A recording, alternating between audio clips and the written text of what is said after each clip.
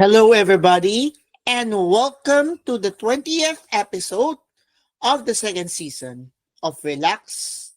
Si Lord at ang mga santo ang bahala sa atin. This is JM, and now we're going to focus on the readings for the third week of Lent. But before we proceed with our readings for the third week or third Sunday of Lent, rather, let us know first what is our theme for this week and our quotable Bible quote for this week. And our quotable Bible quote for this week is taken from Psalm chapter 103, verse 8. The Lord is kind and merciful. And our theme, Jesus, full of love and mercy, gives us every chance to repent and follow Him. As we continue this holy season of renewal and preparation for Easter, let us humbly open our hearts to the mercy of God so that we may reflect His love and mercy in the world. Now let's listen or let us reflect together in silence as we read the Angelus message from His Excellency Pope Francis for the third Sunday of Lent, dated March 20, 2022, with the theme, Let us repent, for it is our sin that causes misfortunes, not the God of mercy.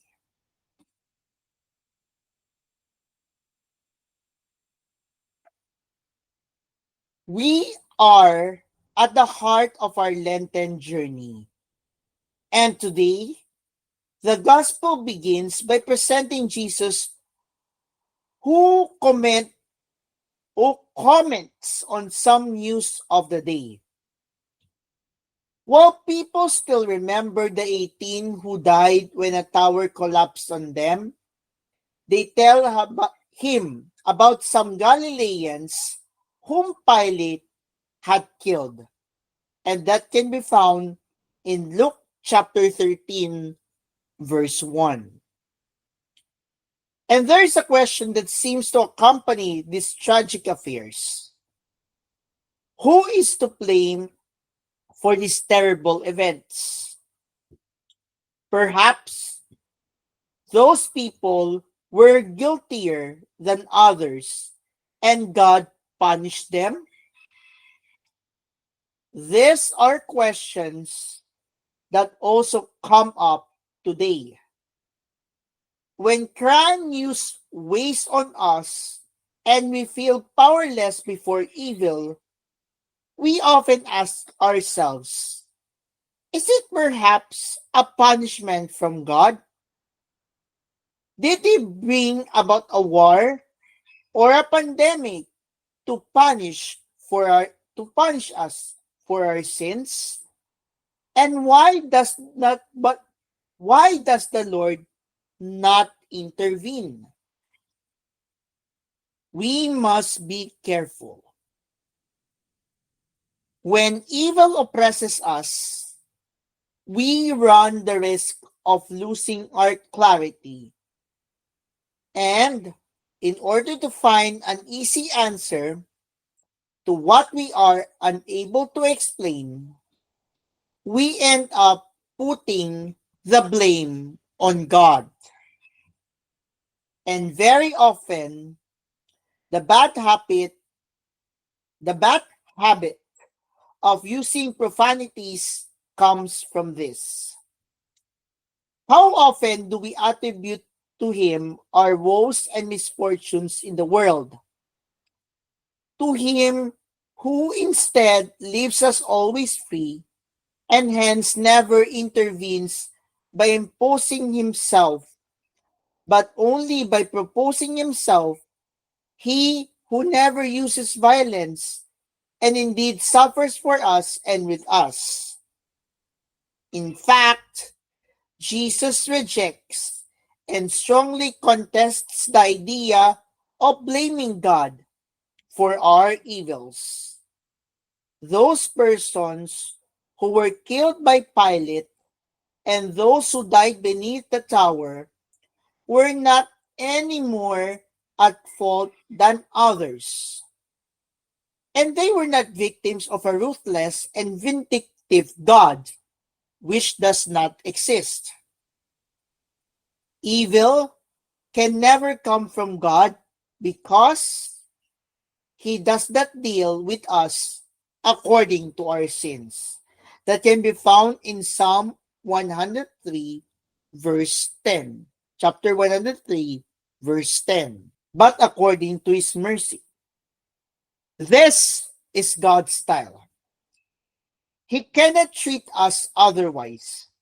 He always treats us with mercy. But rather than blaming God, Jesus says we need to look within ourselves. It is sin that produces death. It is our selfishness that tears apart relationships. It is our wrong and violent choices that unleash evil. At this point, the Lord offers the true solution. What is it? Conversion. He says, according to Luke chapter 13, verse 5, unless you repent, you will all likewise perish. It is an urgent call, especially during this time of Lent. Let us welcome it with an open heart. Let us convert from evil. Let us renounce the sin that seduces us. Let us be open to the logic of the gospel, because where love and fraternity reign, evil no longer has power. But Jesus knows that conversion is not easy, and he wants to help us here. He knows that we often repeat the same mistakes and the same sins, that we become discouraged, and perhaps it may seem that our commitment to do good is useless in a world where evil appears to rule. Thus, after his appeal, he encourages us with a parable that tells of the patience of God. We must keep in mind God's patience, the patience he has for us. He offers the comforting image of a fig tree that does not bear fruit, that during the accorded season but is not cut down. More time is given to it. Another possibility. I like to think that a nice name for God could be the God of another possibility. God always gives us another opportunity. Always. Always. This is what his mercy is like. This is how the Lord is with us. He does not cut us out of his love. He does not lose heart or tire of offering us his trust again with tenderness. Brothers and sisters, God believes in us. God trusts us and accompanies us with patience. The patience of God with us. He does not become discouraged, but always instills His hope in us. God is a father and looks after you like a father. As the best of fathers, He does not look at the achievements you have not yet reached, but the fruits you can still bear. He does not keep track of your shortcomings, but encourages your potential. He does not dwell on your past, but confidently bets on your future. This is because God is close to us. He is close to us. Let us not forget that the style of God is closeness. He is close with mercy and tenderness. In this way, God accompanies us with closeness, mercy, and tenderness. Thus, let us ask the Blessed Virgin Mary to fill us with hope and courage and kindle in us the desire for conversion.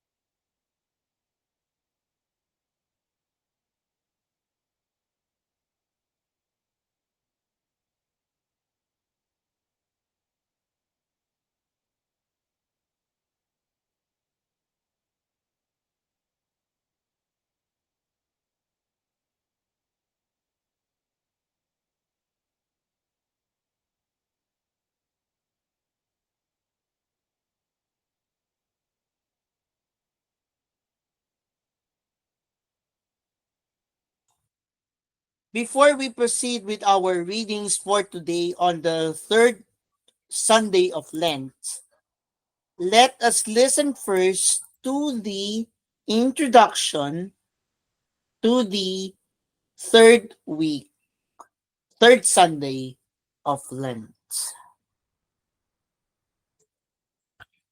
In today's Gospel, we read about the misfortunes that befell the Galilean pilgrims and the victims of the fall of the Tower of Siloam. Like the people in Jesus' time, we are probably driven to ask, when the victims more sinful than other people? Jesus refuses to attribute their misfortune to God or to his sense of justice. God does only good. He offers only life. Still, life is fragile and at times may even appear to be absurd. If we are to relate sin to any misfortune, it should be to make us realize that we are all sinners and hence in need of conversion. Sin is a great misfortune, and so we should turn away from it. We should answer Lent's urgent call. We should answer Lent's urgent call for a change of heart. Now, let us now listen to the readings for today. And we will remind again that every Sunday, there is an introduction to the reading before we read the reading for that particular Bible verse. Let's listen first to the introduction for the first reading on the third Sunday of Lent. The Lord appears to Moses in the burning bush and reveals himself as the God of the patriarchs, the God who is not to be compared with other gods, the God who is faithful and merciful. Our first reading is taken from the book of Exodus, chapter 3, verses 1 to 8a, followed by verses 13 to 15. A proclamation from the book of Exodus. Moses was tending the flock of his father-in-law Jethro, the priest of Midian. Leading the flock across the desert, he came to Horeb, the mountain of God. There, an angel of the Lord appeared to Moses in fire flaming out of a bush. As he looked on, he was surprised to see that the bush, though on fire, was not consumed. So Moses decided, I must go over to look at this remarkable sight and see why the bush is not burned. When the Lord saw him coming over to look at it more closely, God called out to him from the bush, Moses, Moses. He answered, Here I am. God said, Come no nearer. Remove the sandals from your feet, for the place where you stand is holy ground. I am the God of your fathers. He continued, the God of Abraham, the God of Isaac, and the God of Jacob. Moses hid his face, for he was afraid to look at God. But the Lord said, I have witnessed the affliction of my people in Egypt, and have heard their cry of complaint against their slave drivers. So I know well what they are suffering. Therefore, I have come down to rescue them from the hands of the Egyptians and lead them out of that land into a good and spacious land, a land flowing with milk and honey. Moses said to God, But when I go to the Israelites and say to them, The God of your fathers has sent me to you, if they ask me, What is his name? What am I to tell them? God replied, I am who am. Then he added, This is what you shall tell the Israelites. I am sent me to you.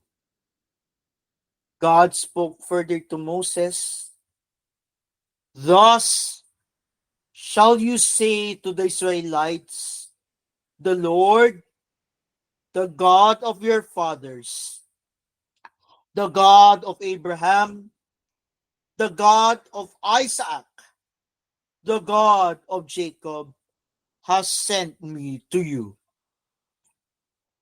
This is my name forever. Thus am I to be remembered through all generations. The word of the Lord. Thanks be to God. Our response to the responsorial psalm is, The Lord is kind and merciful. Please repeat, The Lord is kind and merciful. Bless the Lord, O my soul, and all my being, bless his holy name. Bless the Lord, O my soul, and forget not all his benefits. The Lord is kind and merciful. He pardons all your iniquities, heals all your ills. He redeems your life from destruction, crowns you with kindness and compassion. The Lord is kind and merciful. The Lord secures justice and the rights of all the oppressed. He has made known his ways to Moses and his deeds to the children of Israel. The Lord is kind and merciful. Merciful and gracious is the Lord, slow to anger and abounding in kindness. For as the heavens are high above the earth, so surpassing is his kindness toward those who fear him. The Lord is kind and merciful. The introduction to the second reading, Paul, who always focused on the risen Christ, finds prefigurations in the signs and events of God's deliverance of Israel. The tragic things that happened to Israel should warn Christians that God's interventions on their behalf must not remain fruitless.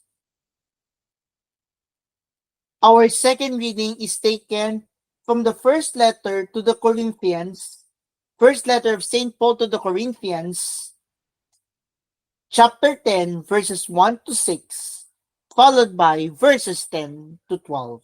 Again, our second reading is taken from the first letter of Paul to the Corinthians, of St. Paul to the Corinthians, chapter 10, verses 1 to 6, followed by verses 10 to 12.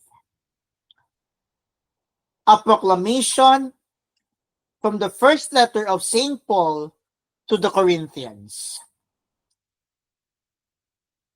I do not want you to be unaware, brothers and sisters, that our ancestors were all under the cloud and all passed through the sea, and all of them were baptized into Moses in the cloud and in the sea. All ate the same spiritual food, and all drank the same spiritual drink, for they drank from a spiritual rock that followed them, and the rock was the Christ. Yet God was not pleased with most of them, for they were struck down in the desert. These things happen as examples for us, so that we might not desire evil things as they did. Do not grumble as some of them did, and suffer death by the destroyer. These things happened to them as an example, and they have been written down as a warning to us, upon whom the end of the ages has come.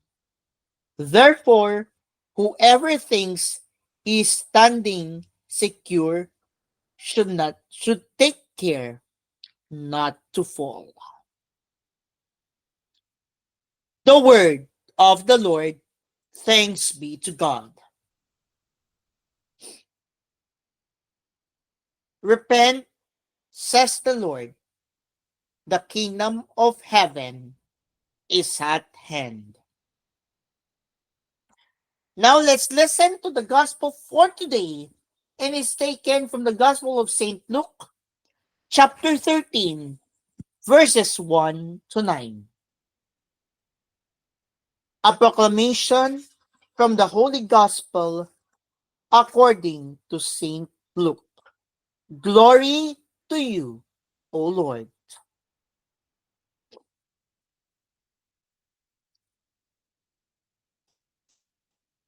Some people told Jesus about the Galileans whose blood Pilate had mingled with the blood of their sacrifices. Jesus said to them in reply, Do you think that because these Galileans suffered in this way, they were greater sinners than all other Galileans? By no means. But I tell you, if you do not repent, you will all perish as they did. Or those 18 people who were killed when the tower at Siloam fell on them. Do you think they were more guilty than everyone else who lived in Jerusalem? By no means.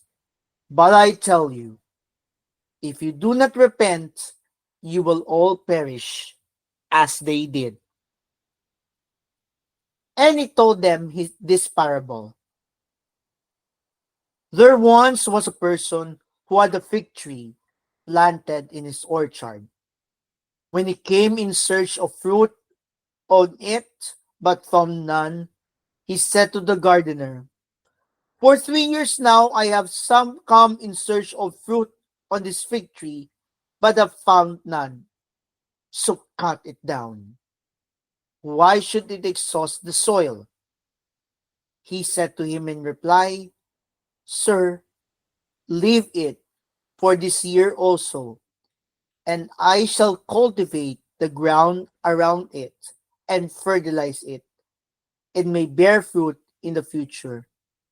If not, you can cut it down." My dear friends, my fellow relaxers, this is the good news of our salvation. Praise to you, Lord Jesus Christ. Now, before we proceed with the meditation from the Anawim Way, let us first listen to the reflection from Father Rick Anthony A. Reyes, OSA, about our third Sunday of Lent. And the theme is God's time and the urgent call to conversion.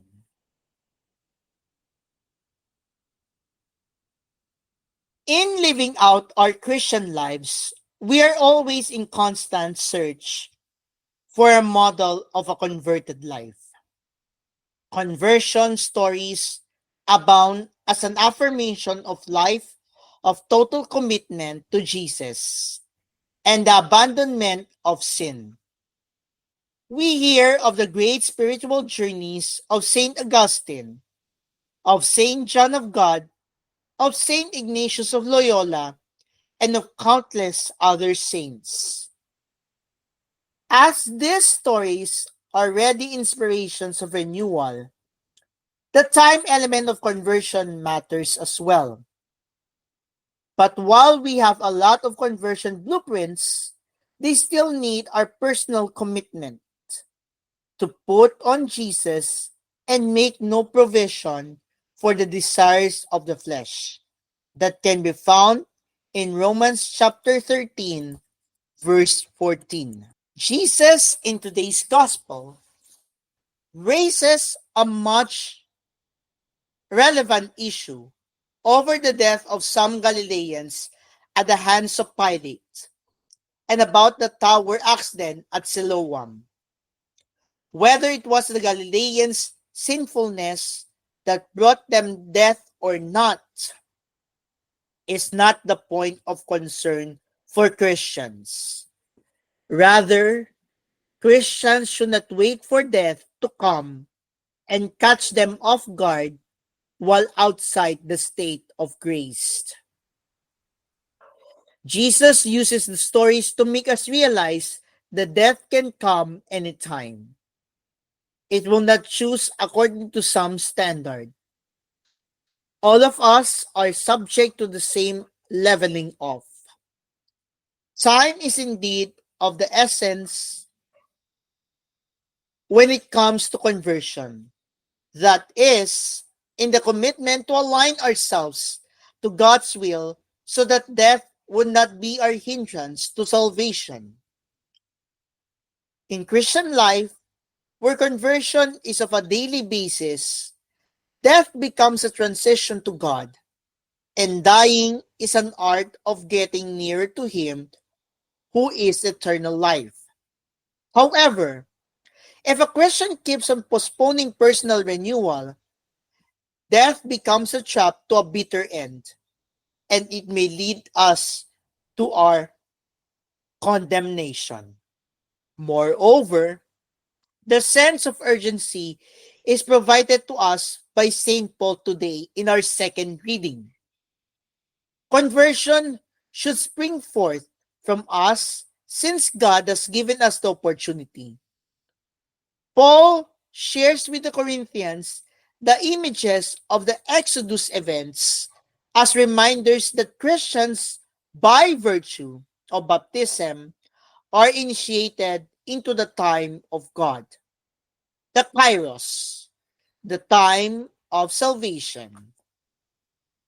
As it is the action of God's grace in freeing us from the clutches of sin, baptism is our burning bush moment.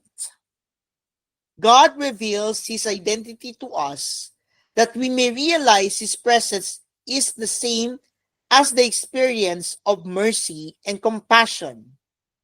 He is just waiting for us, patiently and mercifully, like the gardener in the gospel, willing to give another year as a chance for conversion.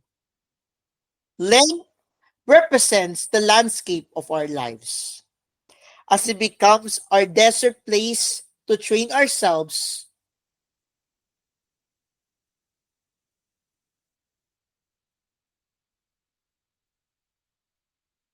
discipline our senses, and attune our souls to the message of salvation.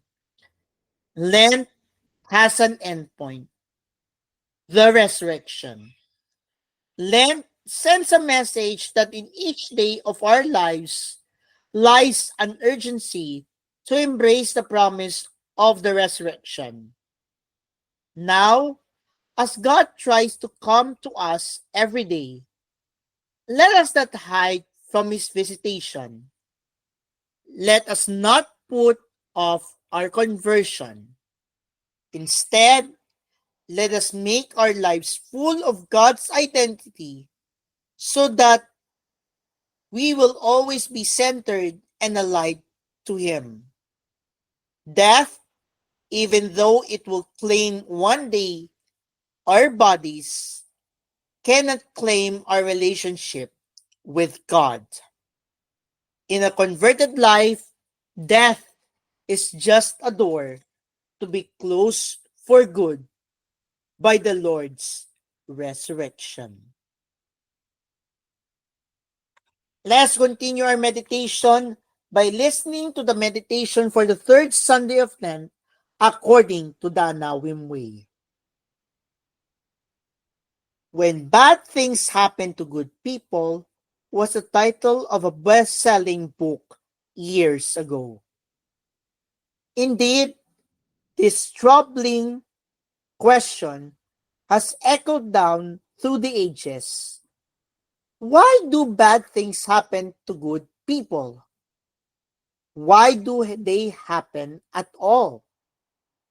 The readings today do not give us a simple and direct answer, but they explore the mystery of God's overarching power and the urgency for us to be in relationship with Him. Death will come to every one of us at a time we do not know. Untimely death is particularly difficult for us to accept. With our easy access to news, we learn almost daily of natural disasters and accidents that kill so many people so suddenly. And there are acts of terrorism and even random acts of violence which take the lives of many unsuspecting people. This terrible instance brings us again and again to ask the question of why bad things happen to good people. No doubt, there have been millions of words written and spoken on the subject over thousands of years, and still the question remains. In the gospel, we see that in Jesus' day, two people struggled to make sense of tragedy and disaster. It was common for the Israelites to assume that illnesses and accidents were connected to the victim's personal sins or the family's sins. We may dismiss this approach as primitive, yet in our time, many people still believe in karma as a way to explain unexplainable suffering. The idea is that good actions will automatically reap good results in this life, and evil actions will produce bad results. It is a variation of the same wrong way of thinking. Jesus points out the people's wrong thinking in no uncertain terms. They assume that the victims of Pilate's massacre suffered because they were greater sinners, and that the victims of the falling tower died because of their own guilt. Jesus' strong response is, by no means. Then he changes the focus, pointedly telling them, if you do not repent, you will all perish as they did. Jesus does not explain why those people died. Instead, he uses the disturbing tragedies to underscore for everyone the urgency of the call to repentance. Though we cannot always know why things happen or when they will happen to us, we do not need to live in fear. Jesus offers us the way out of fear, repentance, and trust in Him.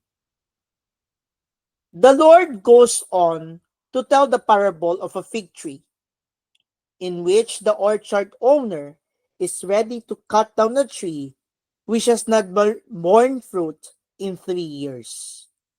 The gardener asks that he give it one more year in hope that it will produce fruit.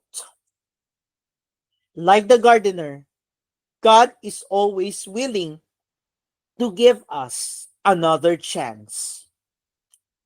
When we repent, we can begin to bear fruit. We do not have to fear the harvest time of our death. But if we refuse to listen to God, or if we delay our response, then we place ourselves in a fearful condition of barrenness and unreadiness. In the second reading, St. Paul warns us against these errors as he gives it to the Corinthians. He says that many of the Israelites did not respond to the grace they received. Instead, they desired evil things and grumbled, rejecting God and violating His laws as they wandered in the desert. The tragic result was that many of them died without ever entering the promised land. Paul urges us not to make the same mistakes. Just as the Israelites suffered great trials during their time in the desert, we suffer great trials in our desert journey of life in this world. Trials are not an excuse to turn away from God, but a reminder of how dependent we are on Him. When we remain faithful to God through the hardest of times, then we are faithful to Him always. The Exodus reading today in our first reading brings us back to a pivotal point in salvation history. The Israelites are suffering terribly in Egypt. As they cry out to God, they're wondering why bad things happen to good people, to God's own people. Has He abandoned them? God's response is to appear to Moses in the burning bush. He reveals to Moses that he not only hears his people cries and knows their great distress, but he also has an amazing plan to save them. He promises, I have come down to rescue from the hands of the Egyptians and lead them out of that land into a good and spacious land, a land flowing with milk and honey. Then, as if to show that is no empty promise, he also reveals to Moses his divine name. I am who am. It is a most mysterious name. God reveals himself as mystery, conferred to the Catechism of the Catholic Church number 206-9.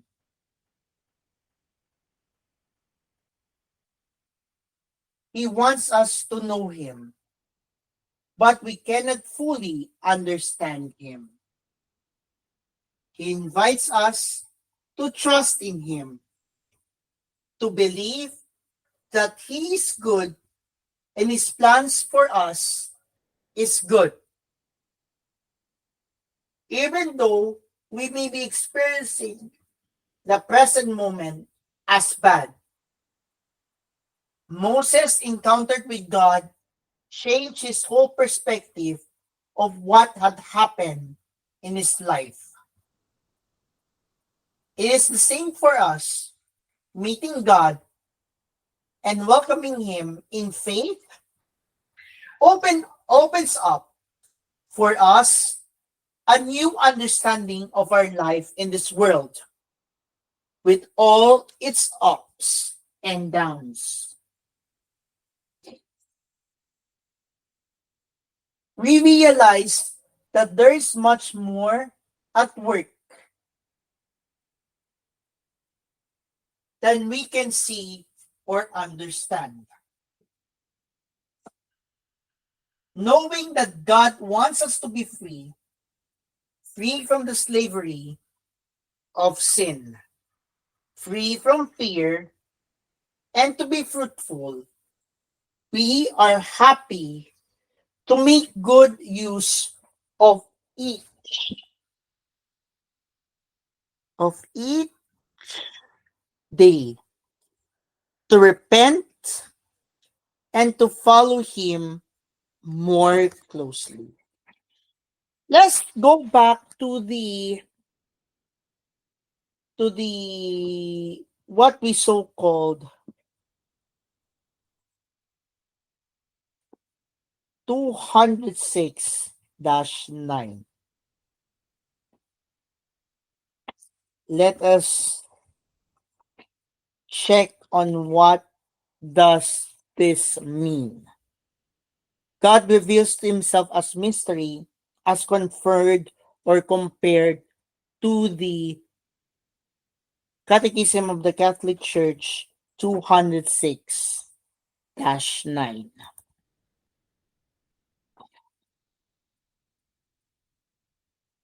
In revealing his mysterious name, Yahweh, I am he who is, I am who am, or I am who I am. God says who he is and by what name he is to be called. This divine name is mysterious God, just as God is mystery. It is at once a name revealed and something like the refusal of a name, and hence it better expresses God as what he is, infinitely above everything that we can understand or say. He is the hidden God. His name is affable, is ineffable, and He is the God who makes Himself close to men. So now let's continue our reflection. That the thing that you have heard was in the Catechism of the Catholic Church, number 206-9.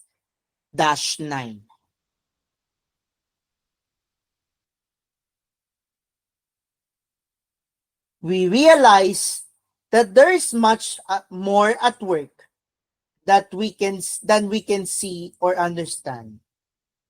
Knowing that that God wants us to be free, free from the slavery of sin, free from fear, and to be fruitful, we are happy to make good use of each day, to repent, and to follow Him more closely.